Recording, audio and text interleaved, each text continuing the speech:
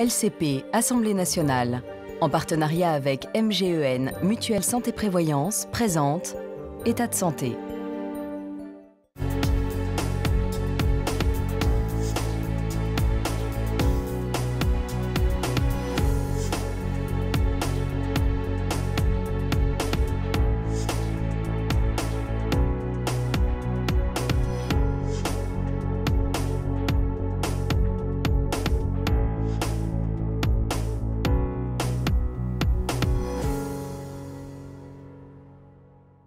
Avec plus de 30 000 décès recensés, l'épidémie de Covid-19 a ébranlé la France. Au plus fort de la crise, les soignants ont dû faire face à une pénurie de masques qui a marqué les esprits. C'est un gâchis, on aurait pu fabriquer des masques, on aurait pu. Aujourd'hui, la situation se dégrade, mais les masques sont là, la production française s'organise. Le projet est monté sur 30 millions de chirurgicaux et 15 millions d'FFP2. Quant aux tests de dépistage de la Covid-19, qui ont tant manqué au printemps, il s'en fait aujourd'hui plus d'1 million par semaine. Mais à quel prix? On s'est lancé dans une stratégie de volume, sans privilégier l'aspect qualitatif et la pertinence médicale du dépistage. Une stratégie qui peine à garder l'épidémie sous contrôle. Covid-19, avons-nous appris de nos erreurs? C'est le thème de ce nouveau numéro d'État de santé. Bonjour à tous, bienvenue dans ce nouveau numéro d'État de santé. En pleine déferlante d'informations sur le virus bien sûr Covid-19, on va faire une pause. On va mettre sur pause et poser cette question: a-t-on appris déjà de nos erreurs? Est-ce que la prochaine fois, s'il y en a une, on pourra à nouveau les éviter? On va poser la question aujourd'hui avec Martin Blachier. Bonjour à vous. Bonjour. Merci beaucoup, vous êtes spécialiste de santé publique, épidémiologiste. D'ailleurs, on voit tout de suite votre parcours professionnel.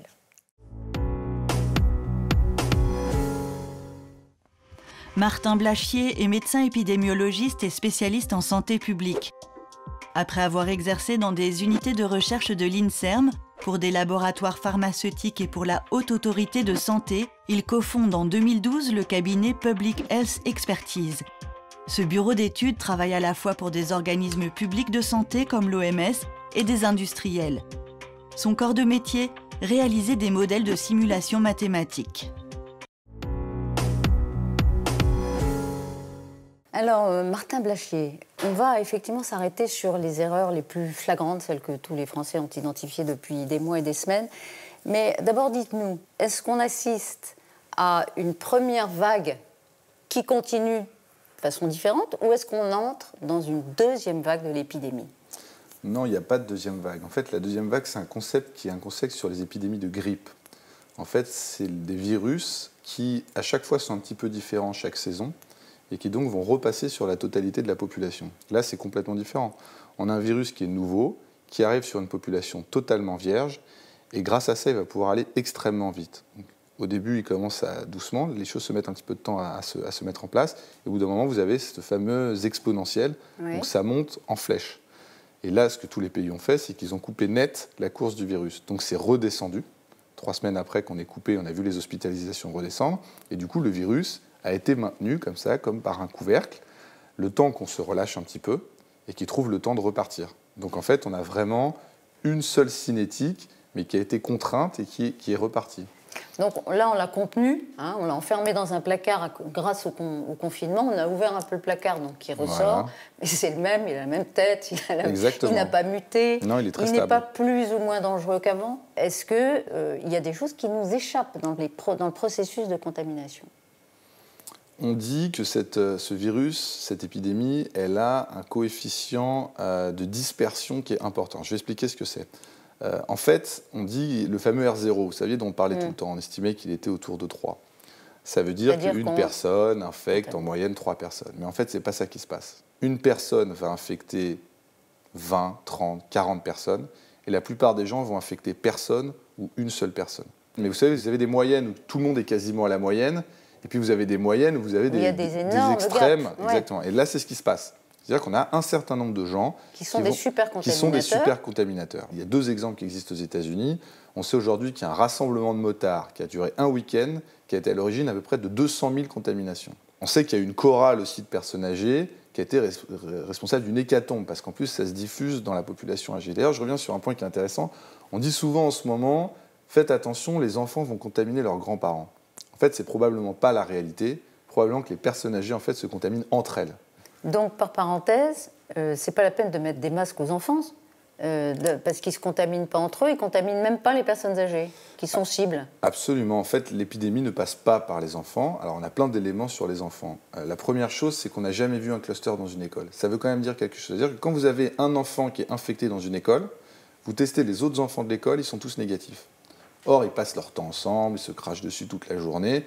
Donc, on sait que l'enfant transmet très peu. On peut aller plus loin. Aujourd'hui, on peut même se poser la question, est-ce qu'il faut tester les enfants? Moi, je pense que non. Je pense qu'en fait, il faut oublier les enfants. Les enfants, ils vont à l'école, ils ont le nez qui coule, ils vont à l'école comme d'habitude, et ça ne relancera pas l'épidémie. Et de toute façon, les enfants ne sont pas à risque. Donc pourquoi les tester? Je ne vois pas l'intérêt. On y reviendra sur les tests, Ouais. parce qu'on va commencer à décliner nos deux questions. C'est, a-t-on appris de nos erreurs? Évidemment, celle qui vient le plus rapidement à l'esprit, c'est celle des masques. C'est fiché dans le cerveau des Français. Il y a eu un énorme bug sur les masques en France au début de l'épidémie. Il n'y en avait pas dans les hôpitaux, d'abord, qui étaient les soignants étaient les plus exposés. Si déjà les soignants avaient eu des masques en nombre suffisant, ce qui n'était pas le cas, il y aurait eu moins de malades et de contaminés dans le personnel soignant, c'est une évidence. Oui, c'est vrai. Après, il n'y a pas eu... Alors, bon, il y a eu des décès parmi les médecins généralistes et parmi les soignants, mais ça n'a pas été un phénomène de masse. Ce n'est pas le manque de masques qui a fait que l'épidémie s'est propagée comme elle s'est propagée. Et d'ailleurs, si on avait voulu que le masque soit efficace pour empêcher cette première vague, il aurait fallu faire porter le masque à l'ensemble de la France en janvier. Est-ce que c'est imaginable? Non. Donc de toute façon, on ne l'aurait pas fait. Donc je pense qu'il n'y a pas eu d'erreur majeure au niveau populationnel sur les masques. Après, il y a eu une grande erreur de communication. Et il y a un phénomène particulier qui concerne les soignants sur effectivement les quelques personnes qui ont été exposées et qui n'ont pas pu avoir de masque. Ils en avaient quand même plus besoin au moment du début de la crise qu'en temps normal, qu'en période de croisière. Oui, non, mais bien sûr. C'est bien pour faire face à une épidémie qu'ils auraient dû avoir des masques. Non, mais en bien stock. sûr, bien Ouais. sûr. Non, mais ce que je veux dire, c'est qu'il y a un sujet d'organisation, de protection des soignants. Ouais.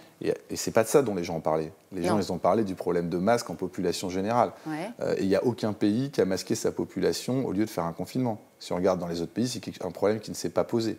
Certaines personnes ont mis des masques en sortie de confinement, mais à ce moment-là, on avait des masques. Donc en fait, il n'y a pas eu de problème de masque au niveau épidémie, population générale. Attendez, on nous a quand même dit que dans les pays comme la Corée du Sud, qui a la culture du masque, ils ont été mieux protégés parce qu'ils avaient ce réflexe. Et donc, ils les avaient sous la main, les masques.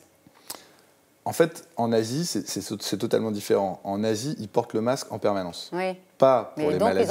ils en ont en permanence. Non, mais ils en ont et sont prêts à les porter. Parce que Oui. c'est bien de dire, regardez, aujourd'hui, on n'arrive pas à faire porter les masques alors qu'on a eu la première vague et qu'on a eu toute la communication qu'on a eue pendant des mois. Donc imaginez... Vous êtes sévère, les Français mettent le masque. Non, mais imaginez qu'en février, on ne sait même pas si l'épidémie va arriver. On va faire porter des masques à l'ensemble de la population française. C'est une illusion. Donc je crois que le scénario alternatif masque, de toute façon, n'aurait pas eu lieu. En tout cas, il y a eu une pénurie de masques. On a voulu comprendre avec Marianne Cazot. Elle est allée pour État de santé dans les Côtes d'Armor, voir une de ces usines qui en fabriquait et qui, tout d'un coup, n'en fabriquait plus. Et voilà le résultat. Reportage.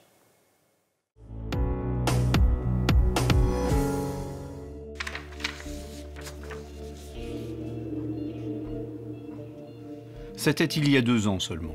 L'usine de fabrication de masques de Plaintel fermait ses portes. Aujourd'hui, il n'en reste que ces quelques lettres. L'activité aurait été délocalisée.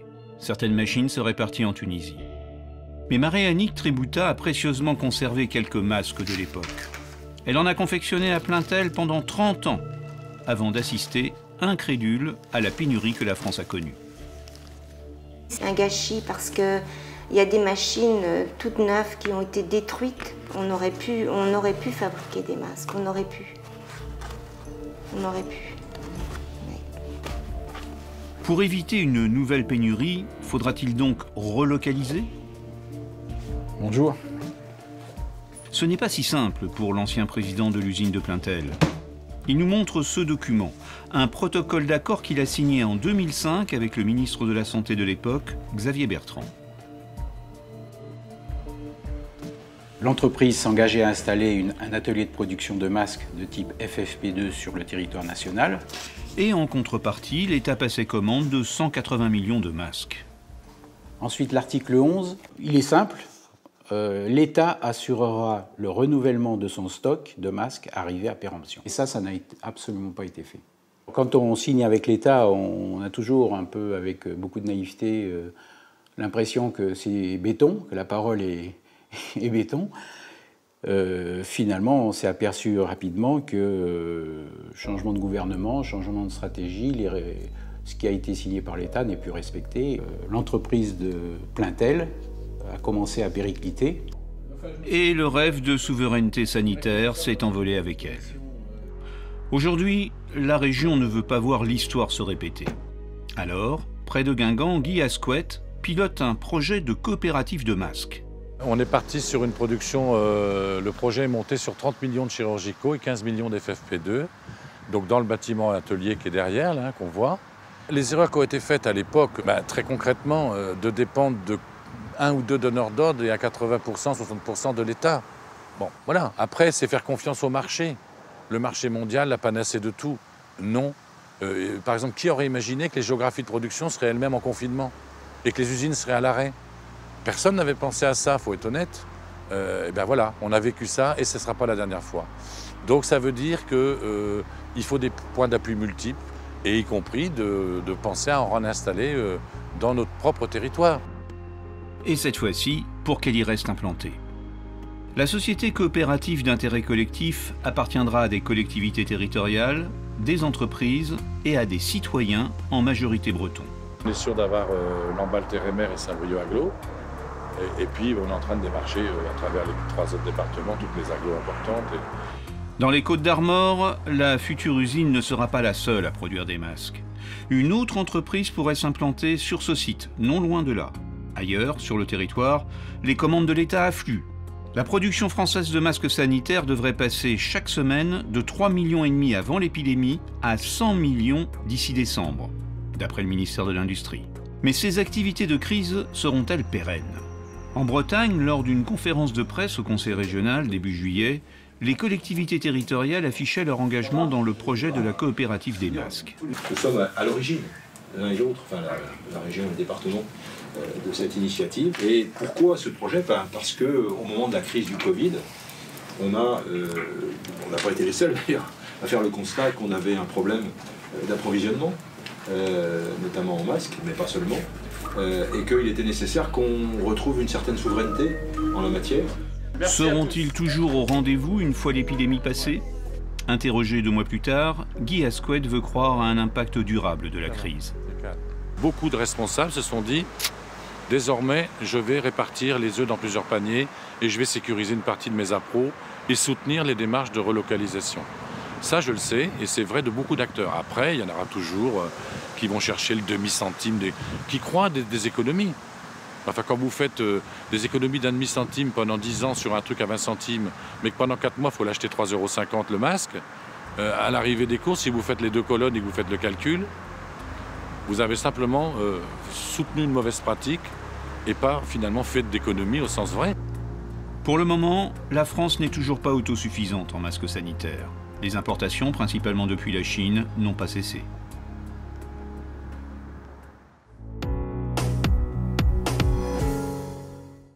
Martin Blachier, on a vu dans le reportage cette femme qui dit on a détruit des machines neuves, mais c'est ubuesque quand on regarde ça, évidemment, maintenant, rétrospectivement.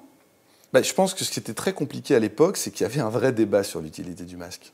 C'est-à-dire que je pense que quand, par exemple, Jérôme Salomon a dit... Le directeur général de la Santé. Le directeur général de la Santé a dit, ça lui a été éminemment reproché, il y a un doute sur l'utilité du masque dans la population générale, mais ce débat, il existait aux États-Unis.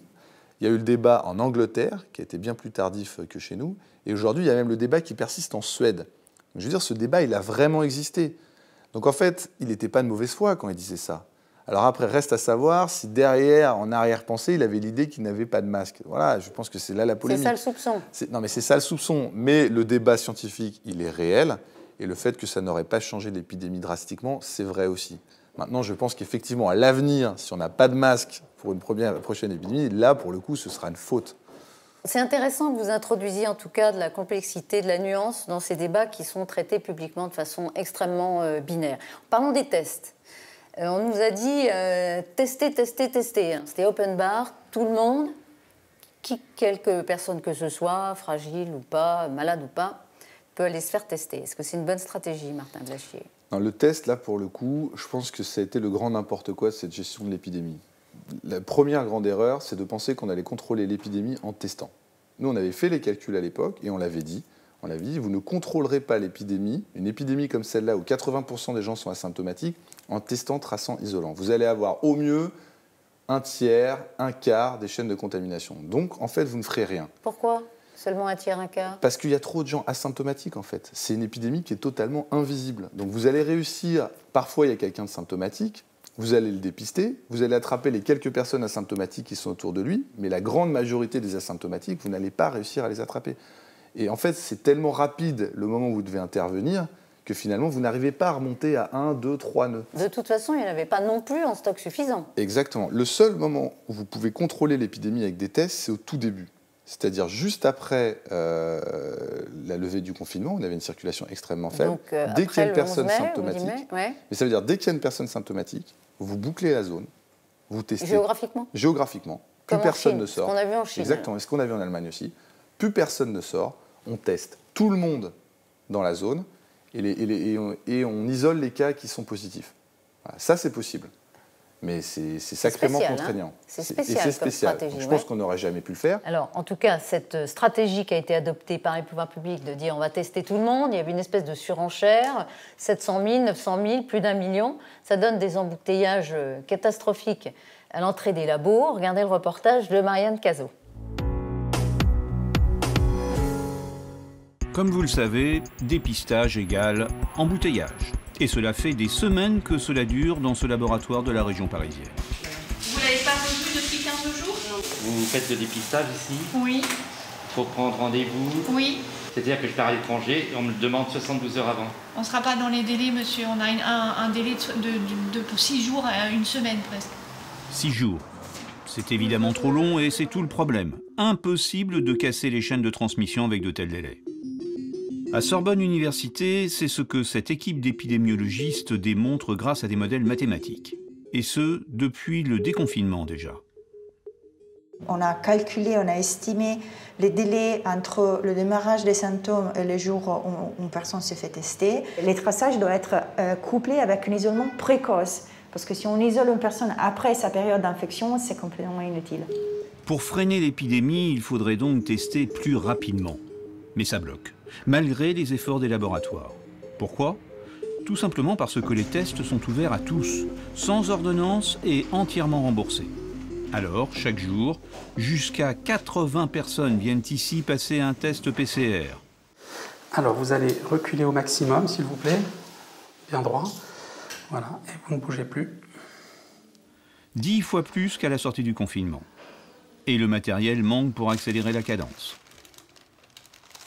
L'état des réserves est vide. Je vais mettre un petit fond par là. Pour être plus efficace, selon le docteur Riaoui, il faudrait donc mieux contrôler le nombre de dépistages, en ciblant les personnes à risque.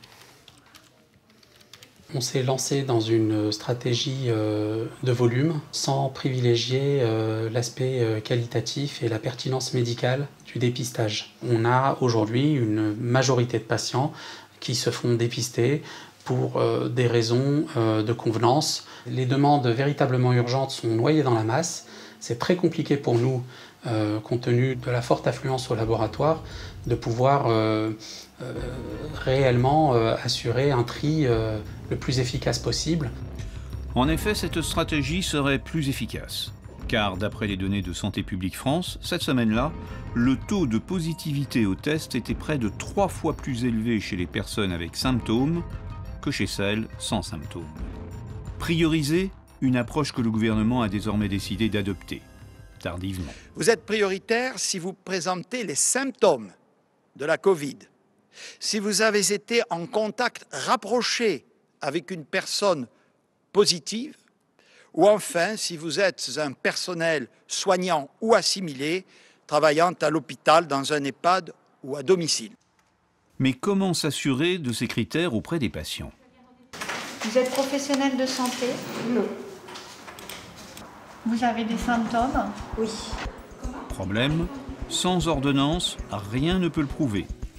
Difficile donc de faire le tri. Et l'embouteillage continue. Et ça n'est pas sans conséquence. Car au bout de la chaîne, il faut tracer les contacts des cas positifs. Et c'est l'assurance maladie qui s'en charge, comme ici à Calais. Oui, bonjour madame, madame Delanette de la caisse primaire d'assurance maladie. Oui, bonjour, je suis Vanessa, conseillère à l'assurance maladie. Bonjour monsieur, je suis madame Meubia, conseillère à la caisse primaire d'assurance maladie. Avez-vous pris votre rendez-vous pour réaliser le test? Non monsieur, il faudra quand même rester encore un peu à la maison. D'accord. Une enquêtrice peut passer plus de 70 appels par jour. Mais avec l'accumulation des délais, elles peuvent arriver trop tard. Donc on arrive à la date de fin de la période d'incubation. Mi-septembre 2020, 20% des nouveaux cas identifiés étaient connus comme cas contact à risque. Et certains passent donc à travers les mailles du filet. Comme Richard, que nous appelons en visioconférence. Positif à la Covid-19, il est confiné chez lui. Ça fait maintenant 6 jours que j'ai reçu le résultat et j'ai pas eu d'appel. J'aurais bien aimé que l'assurance maladie m'appelle parce que ça aurait été beaucoup plus simple. Ils auraient pu contacter directement les personnes et leur dire exactement quoi faire et peut-être leur donner une autorisation pour être prioritaire lors des tests. En effet, ces cas contacts n'ont pas pu éviter les files d'attente. Mais la situation devrait changer. 2000 personnes sont recrutées pour renforcer les brigades sanitaires de l'assurance maladie.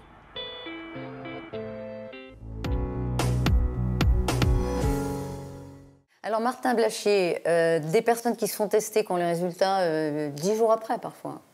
Cette personne qu'on voyait, qui n'a pas été contactée, donc on n'a pas repéré les cas contacts, ça dysfonctionne là. En fait, ça n'a pas été pensé, c'est-à-dire qu'on a voulu simplement faire plus de tests. En fait, le seul moyen pour le gouvernement de montrer qu'il agissait, c'était de faire des tests. Parce que faire porter des masques aux gens, on n'a pas l'impression que l'État fait quelque chose, on a l'impression qu'il impose quelque chose. Donc ce que l'État peut faire, c'est faire des tests. Simplement, en fait, pour avoir toujours plus de tests, il faut que vous ayez une demande. Donc pour avoir une demande, vous levez toutes les limites aux gens qui vont se faire tester. Vous dites, allez vous faire tester, ce sera gratuit, vous n'avez besoin d'aucun certificat, vous vous présentez juste au laboratoire. Donc du coup, qu'est-ce que vous avez? Vous avez les gens les plus motivés. Est-ce que c'est les gens qui ont des symptômes? Est-ce que c'est les gens qui ont eu des contacts à risque? Non, vous avez les gens les plus angoissés. Donc vous avez des queues d'angoissés devant les laboratoires d'analyse, et dedans, vous avez quelques gens symptomatiques ou qui ont eu un vrai contact à risque perdus dans cette foule-là, qui ont les résultats beaucoup trop tard. Quand le gouvernement disait tester, tester, tester, on voyait bien, il y avait de plus en plus de demandes, comme vous le dites, il y avait une pression de l'opinion publique. On veut être testé. Personne n'a dit, attendez, ça ne sert à rien. Le conseil scientifique, par exemple, n'a pas fait rempart de son corps en disant, en termes de santé publique, c'est contre-productif, parce que ça l'est. Mais le conseil scientifique s'est trompé. Il s'est trompé sur le fait qu'il allait réussir à contrôler l'épidémie avec le testé, tracé, isolé, sans mesures barrières importantes, comme ça a été fait dans certains autres pays. Et en plus, il aurait dû dire qu'il fallait prioriser les patients. C'était les deux choses à dire sur le testing. Ça n'a pas été dit. Troisième question, Martin Blachier. Est-ce qu'on est prêt dans les hôpitaux à une nouvelle montée importante de personnes malades qui a besoin de soins importants? Je vais être très honnête, ce n'est pas le sujet que je connais le mieux. Moi, je suis en épidémiologie, je travaille beaucoup sur les chiffres et sur les courbes. Sur les hôpitaux, ce que je ressens, parce que j'ai beaucoup de gens qui sont concernés qui m'en parlent, c'est que peut-être que sur la logistique, on est prêt, mais je pense que humainement, les gens ne sont pas prêts du tout.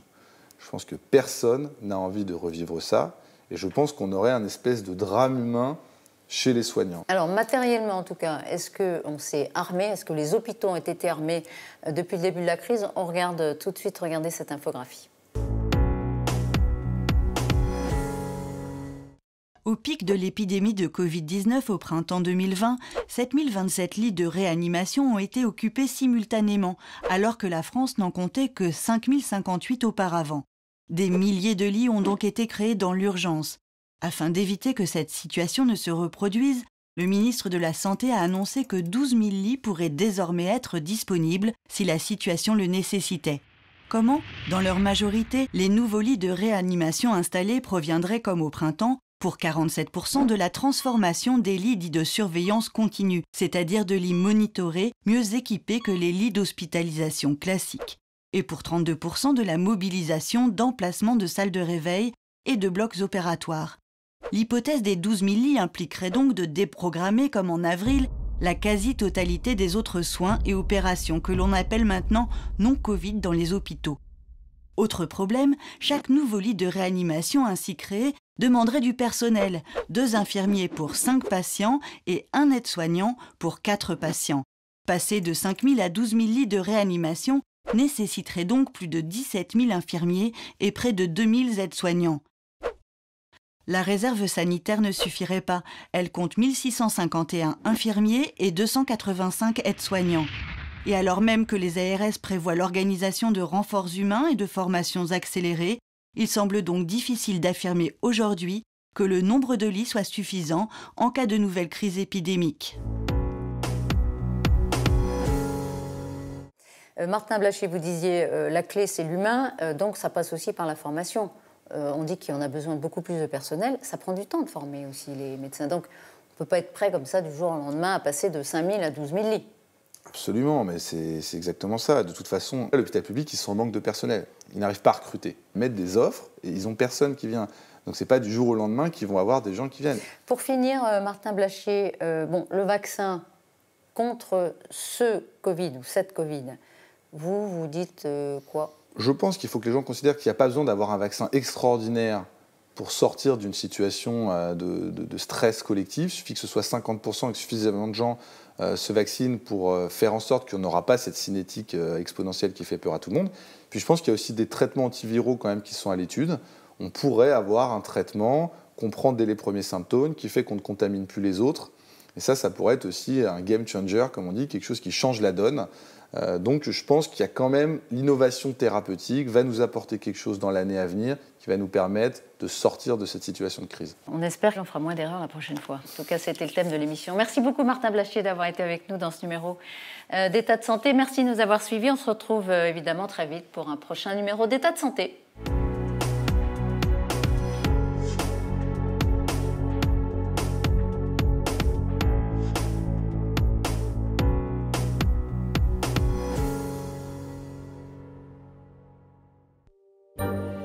LCP, Assemblée nationale, en partenariat avec MGEN, Mutuelle Santé Prévoyance, vous a présenté État de santé.